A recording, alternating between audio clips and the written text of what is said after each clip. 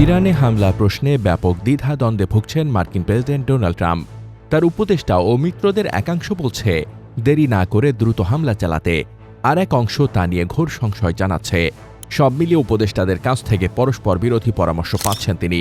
এ নিয়ে বিশ্লেষণী এক প্রতিবেদন প্রকাশ করেছে ব্রিটিশ সংবাদ মাধ্যম দ্য গার্ডিয়ান। কেউ কেউ বলছেন ওয়াশিংটন এখন হামলার মতো বড় কোনো পদক্ষেপ নিলে ইরান সরকার এটিকে যুক্তরাষ্ট্র ও ইসরায়েলের চালানো ইসলাম বিরোধী ষড়যন্ত্র হিসেবে প্রচার করে বিক্ষোভ দমনের সুযোগ নেবে। অন্যদের বক্তব্য হল, নিরাপত্তা বাহিনীর হাত থেকে বিক্ষোভকারীদের বাঁচানোর যে প্রতিশ্রুতি ট্রাম্প দিয়েছেন তা রক্ষায় দেরি করলে বড় ক্ষতি হয়ে যাবে। এর আগে ট্রাম্প কথা দিয়েছিলেন ইরানি বাহিনী বিক্ষোভকারীদের ওপর হামলা চালালে তিনি ইরানে গুলি চালাবেন। বিশ্লেষকেরা বলছেন, পরিস্থিতি এত দ্রুত পাল্টাচ্ছে, ট্রাম্পের দলের কাছে আসলে কোনো গোছানো পরিকল্পনা নেই। এর মাঝে ইরানের সম্ভাব্য হামলা ঘিরে মার্কিন সামরিক বাহিনীর বড় কোনো নড়াচড়াও দেখা যায়নি। কাতারের মতো মধ্যপ্রাচ্যের অনেক বন্ধু দেশ ট্রাম্পকে আপাতত শান্ত থাকতে বলছে। নিউ ইয়র্ক টাইমস ও ওয়াল স্ট্রিট জার্নাল জানিয়েছে, প্রেসিডেন্টের সামনে এখন সামরিক শক্তি প্রয়োগ এবং অন্যান্য বিকল্প তুলে ধরা হচ্ছে। তেহরানে প্রায় 1,20,00,000 মানুষের বাস।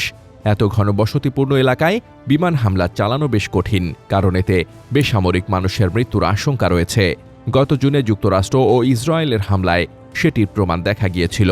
সে সময় 1,000-এর বেশি সাধারণ ইরানি নাগরিকের প্রাণহানি হয়।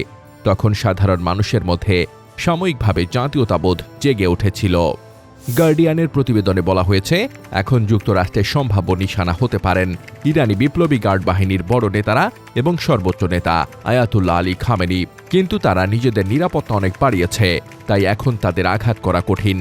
তবে দক্ষিণ তেহরানে বিপ্লবী গার্ডের ঘাঁটি ও পুলিশের ব্যারাকগুলোতে হামলা চালানো কিছুটা সহজ হতে পারে।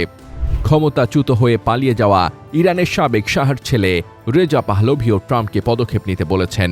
এ বিক্ষোভে তার অনুসারীরাও অংশ নিচ্ছেন। তবে বাইরের অনেক পর্যবেক্ষক ট্রাম্পকে সাবধান করে বলছেন, যুক্তরাষ্ট্রের এই বোমাবর্ষণ উল্টো ফল দিতে পারে।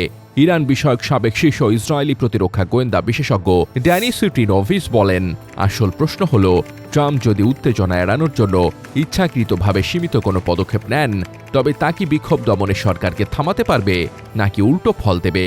চ্যাথাম হাউসের সানাম ওয়াকিল মনে করেন, মার্কিন হস্তক্ষেপের ফলে ইরান সরকারের ভেতরের বিভেদ দূর হয়ে তারা সবাই এক হয়ে যেতে পারে। অর্থনীতি বিশেষজ্ঞ ইসফান্দিয়ার বাতমান ঘেলিস বলেছেন, ট্রাম্প প্রশাসন ইউক্রেন, গাজা বা ভেনেজুয়েলায় শান্তি ফেরাতে পারেনি, তাই তাদের হাতে শক্ত কোনো কৌশল নেই। যুক্তরাজ্যের সাবেক রাষ্ট্রদূত রব ম্যাকায়ার বলেছেন, মার্কিন হামলা হয়তো মানুষের প্রত্যাশা মতো কাজ করবে না। তার মতে ট্রাম্পের কথা ও কাজের মধ্যে একটা বড় ফাঁক তৈরি হতে যাচ্ছে।